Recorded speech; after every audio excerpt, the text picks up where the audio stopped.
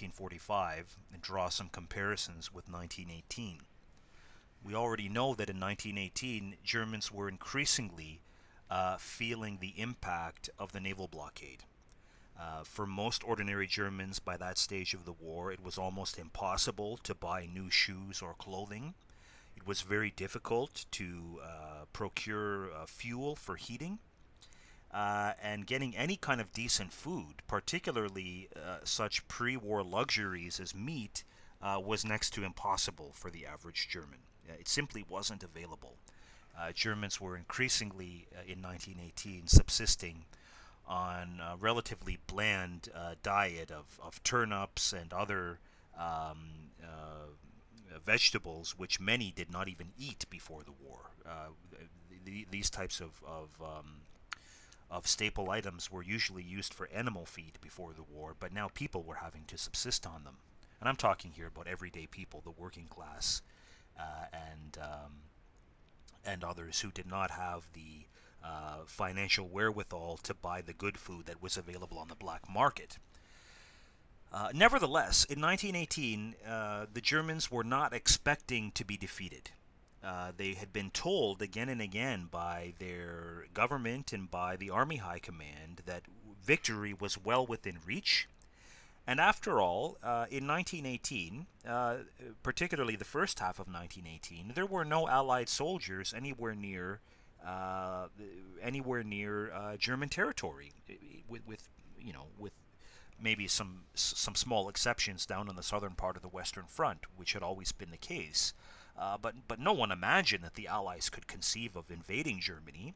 And although there had been some very limited strategic bombing against German cities, it was of negligible importance in the grand scheme of things.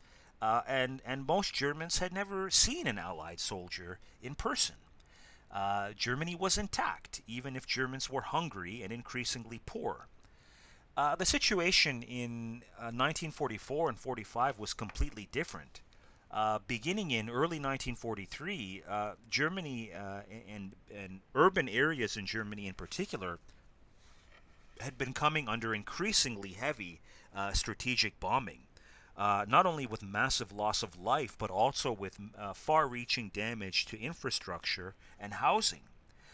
So Germans in 1945 may not have been as hungry as their predecessors had been in 1918, but many of them had no place to live and were essentially refugees in their own country because they had been bombed out of their homes and their workplaces, for that matter.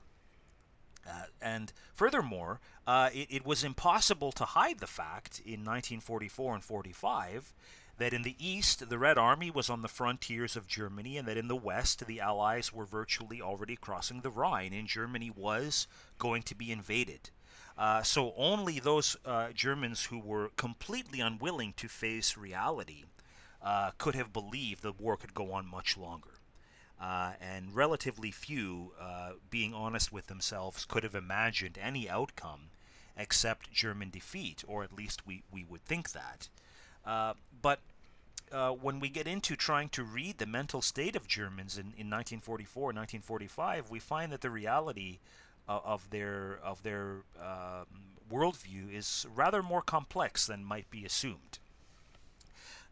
Beginning with Hitler, for example, it seems that his state of mind seemed to swing from moments of hyper optimism to the very, very depths of despair. So, contrary to sort of popular imagination or that sort of thing, Hitler was not out of his mind at this point in the war or any other point in the war. Sorry, I'm using a poor idiomatic expression there. What I mean to say is that Hitler was mentally competent. Right? He was not insane in terms of the clinical definition. He knew what was going on. He had a grasp on reality, like you and I have a grasp on reality.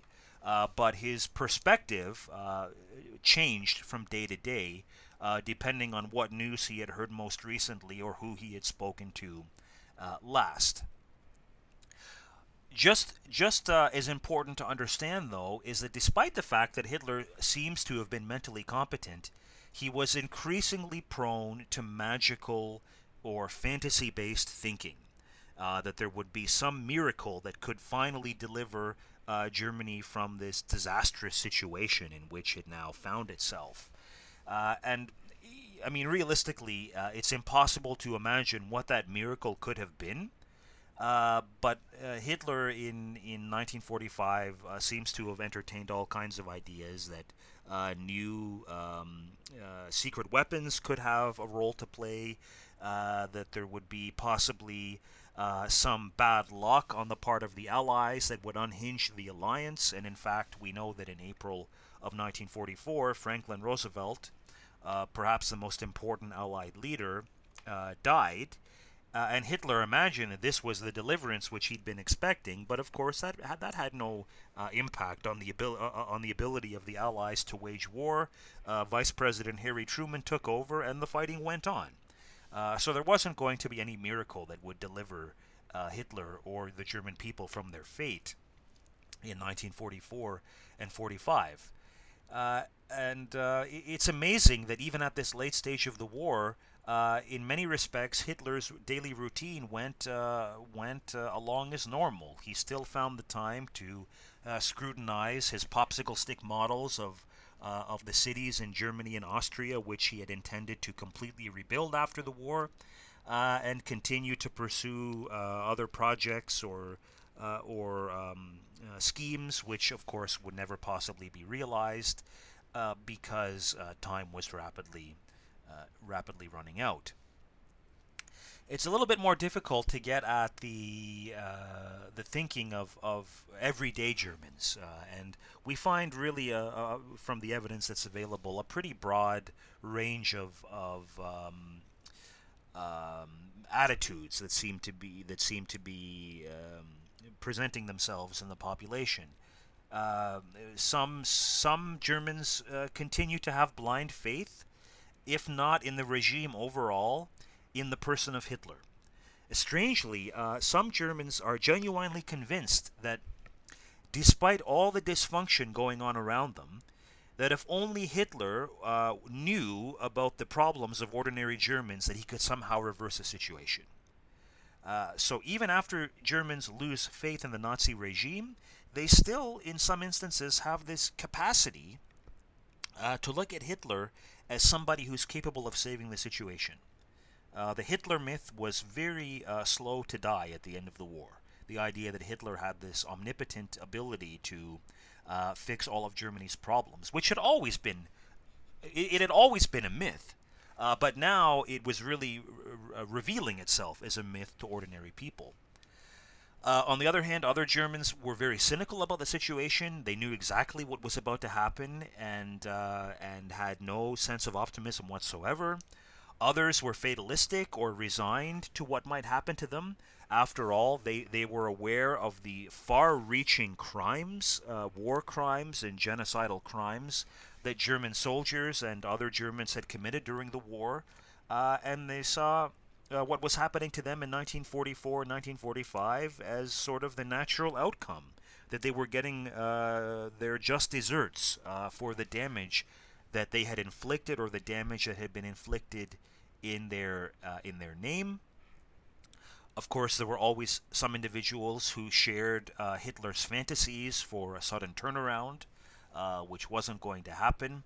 But increasingly, one gets the idea that there is a general sense of panic in the population, especially those Germans who live in the eastern part of the Reich and are likely to be overrun by Red Army forces. Because many Germans believed, correctly as it turned out, that falling under control of the Soviet Union and its authorities would be much more difficult for them than if they were to fall under the control or the occupation of the Western powers and their authorities. And in these circumstances, especially in the eastern part of Germany, one increasingly finds that the rate of suicide is going up and up, as many ordinary Germans just can't face the prospect not only of the complete defeat of their nation, the complete collapse of the world as they knew it, but also the likelihood of Soviet occupation and whatever unpleasant repercussions that might bring. So we do see a significant increase in the incidence of suicide in Germany, especially in Eastern Germany, in the last months of the war. If we look at sort of the middle managers and leaders who fall somewhere in between the highest levels of authority and the ordinary person in the street, on balance, there seems to be a general refusal for anybody to accept responsibility for anything. It's sort of every person for themselves. Uh, there's often little attempt by regional Nazi party authorities to evacuate civilians out of harm's way. Very often, the party officials themselves are looting whatever possible and trying to escape and save their own skins. There is, of course, a refusal on the part of many middle-ranking German military commanders and party officials and civilian bureaucrats to accept responsibility for the crimes that they have committed in the name of the regime. And by and large, by 1944 and 40, I should say by 1945, anyways, German people, ordinary people, are left essentially leaderless. And it's often up to relatively low-level authorities, such as mayors and other local or municipal officials, to try to usher their residents through this disaster that's unfolding, with hopefully as little damage as possible. And some are more successful than others, depending on the circumstances and where they happen to live. We can take the Battle for Berlin in the spring of 1945 as a case study of um, the experience of the final moments of the regime. The prelude to the battle, at least as far as I've read in various historical accounts, was sort of a surreal sense of normalcy. Now, of course, Berlin, going back all the way to 1943, had already been heavily damaged in the Allied strategic bombing attacks. But by April of 1945, the Red Army was closing in on the ground, and pretty soon civilians began to differentiate between aerial bombardments and artillery bombardments, which were coming from the close outskirts of the city. But nevertheless, there was a sense of normalcy. The zoo was still open. The Berlin Symphony continued to play concerts right up until the very last minute, practically. And furthermore, as I mentioned previously, local authorities, municipal authorities, party authorities, did little or nothing to provide for, protect, or evacuate local civilians, which by this stage of the war were primarily women, children, and older men, and everyone else had been sort of pressed into military service.